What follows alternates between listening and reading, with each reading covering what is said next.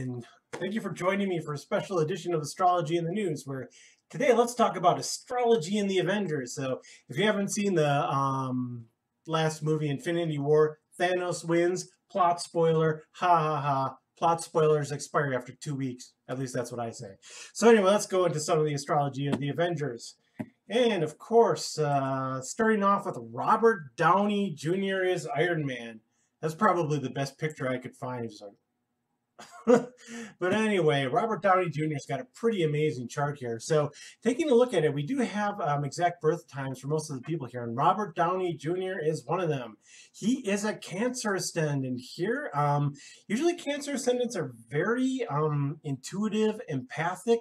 However, he's got some troubling fixed stars. So Algol here, conjunct Jupiter, that drives somebody to excess, especially in the 11th house. So he's easily influenced by his friends to go and do things that are excessive or things that aren't in his own best interest. Now, he does have Rahu here, conjunct Rigel, and that's actually a pretty good combination because it makes somebody very outgoing.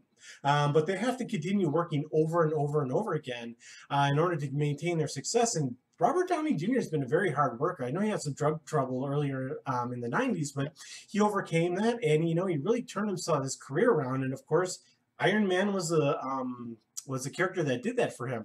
Now, a couple other interesting things: Mars and Uranus. Mars is retrograde, conjunct retrograde Uranus and Pluto. That's a lot of energy right there. That's a lot of emotional energy and a lot of predictable. There's a lot of unpredictability around the temper and the ego in the second house. So when he gets angry and somebody snubs his ego, this is kind of how he speaks and he voices, and I'm sure that probably comes out in an aggressive tone. Now, retrograde Mars, people usually tend to stifle their anger, and really, if you take a look at the ruler here, the second house, it's in the sign here of Pisces, conjunct an exalted Venus, and also a retrograde Mercury. So this is a very interesting combination. First of all, Mercury's almost at its exact sign or exact degree of debilitation. Mercury is debilitated at 28 degrees of Pisces, and when it's retrograde, it starts to act like an exalted Mercury. Plus, this is conjunct an exalted Venus. Plus, the sun is there too. So this is actually a very good house placement for a lot of success. This is also in the 9th house too, which is very beneficial. Moon in Aries, of course, Moon in Aries is going to give somebody a lot of the ability to express their emotions fairly aggressively. Makes usually somebody a little rash and impulsive. That's just kind of like Aries in general. But when you put the moon in there, this is in the 10th house too. So it can make somebody a little bit impulsive with their career, especially with surrounding the emotions. And Saturn is also well placed here in the sign of Aquarius. So Robert Downey Jr. has got a pretty good chart. Even though he's got some difficult placements, he has a lot of other placements that overcome it. So this retrograde Mercury here, I don't think I've seen that before, where it's actually retrograde in a point of exaltation. Now, looking at his dasha system here, he's going to be going through Saturn dasha not too long.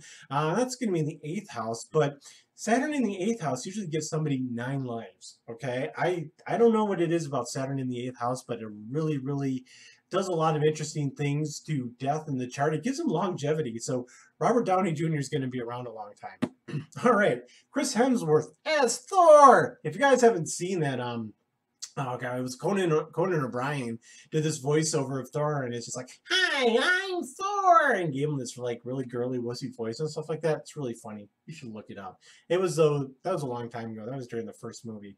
Man, I'm getting old. All right, Chris Hemsworth. Don't have an exact birth time for him, so we can just go on the moon here. So he's got a retrograde Venus conjunct Mercury here, and the moon all in the sign of Leo. Leo, of course, is a sign of people that like to take the stage, actors, things like that. People that like to be the center of attention. A retrograde Venus, though, gives somebody an odd way of processing love. Now, he's also got a debilitated Mars conjunct a Sun here, so he's got quite a temper, okay? And he's also very good at holding down his temper. So when he gets angry, you're probably not going to know it too much because he really suppresses his anger. That's one of the things about a Mars in Cancer that everybody should be wary of that. If you don't express your anger, it can actually cause health problems. Okay, so then he's got his K2, Uranus, and Jupiter here, all conjunct to the sign of Scorpio.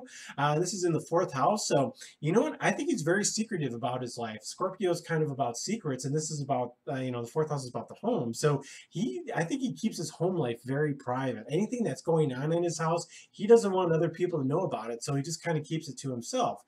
Saturn and Pluto here are conjunct to the sign of Libra. Actually, Saturn's exalted in Libra, so this is a very good placement.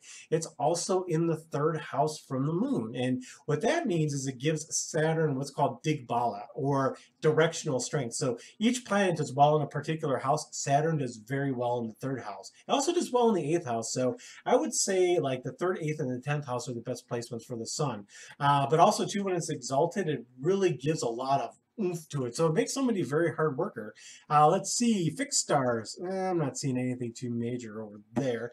All right, Mark Ruffalo is the Hulk, who was born in Kenosha, Wisconsin. I did not know this. And I have an exact birth time for Mark Ruffalo. So he is a Scorpio with the sun and Neptune in his ascendant. So this guy's got a lot of passion. He likes to, uncover secrets and things like that. So really, like, the Scorpio energy is kind of strong, especially too when the sun is very close to the ascendant here. So his ego is expressed, because he was born close to sunrise here. His ego is expressed kind of in a little bit of an underhanded way. So Scorpios tend to be passive aggressive, but they're also very passionate too. So don't ever write a whole sign off, by the way.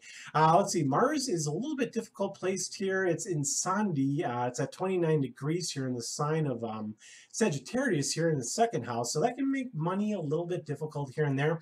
Retrograde Saturn in the fifth house usually means no kids until later in life. Don't know if Mark Ruffalo has kids, but looking at this, I would guess that he does not have kids or will not have kids. Saturn doesn't mean that you, in the fifth house, does not necessarily mean that you won't have kids. It tends to delay them until the late 30s. Let's see, Rahu here. This is in the sixth house. This gives somebody a lot of fighting strength and stamina to overcome their enemies and people that they relate to. So this is actually a good placement for Rahu. Not necessarily the sign, but the house placement is good. And so is the same with Ketu here. Now, Ketu conjunct Mercury here in the sign of Libra makes somebody very spiritual. It tends to make them want to be reclusive and things like that. So Mr. Ruffalo, I wouldn't be surprised, has some sort of like spiritual tendencies. Or one of the things that, like, when I see this in the chart, I tell people to go meditate. K2 in the 12th house is so good for connecting to that divine and inner consciousness. And here in the sign of Libra, it tends to try to seek balance too, because that's the nature of the Libra scales. Moon is well placed here in the sign of Cancer. This is also too in the ninth house. So probably a good relationship with his mother. And Pluto conjunct Jupiter here in the sign of, let's see, what is this, Leo. Once again, Leo's for actors. It's in the 10th house, good career choice. Venus is debilitated here in the sign of Virgo and is conjunct Uranus. So a debilitated Venus makes it difficult to be in a relationship. So just like Thor, who has a retrograde Venus, they don't exactly work the opposite. A debilitated Venus makes it difficult for somebody to enjoy stuff. And especially here in the sign of Virgo, what they're doing is they're kind of picking through everything, right? They're just like, well, this isn't good enough. That isn't good enough. This isn't beautiful enough. And it really screws up their enjoyment in life. That kind of sucks. All right, now, check this chart out. Scarlett Johansson is Black Widow. Look at all this stuff in Scorpio. Holy crap. I don't know if I've ever seen this many planets in Scorpio. I mean, she's got her ascendant, Mercury, Uranus, Sun, Ketu, and the Moon. Oh boy, that is a lot of Scorpio energy. So Scarlett Johansson is all Scorpio all the time, pretty much, with some basic exceptions here. Now her Venus, well, okay, so when somebody's got a lot of Scorpio energy, I'm surprised she's in acting. This is really something that would work for the FBI, or somebody that would be into astrology, somebody that likes to uncover the occult hidden meanings of things.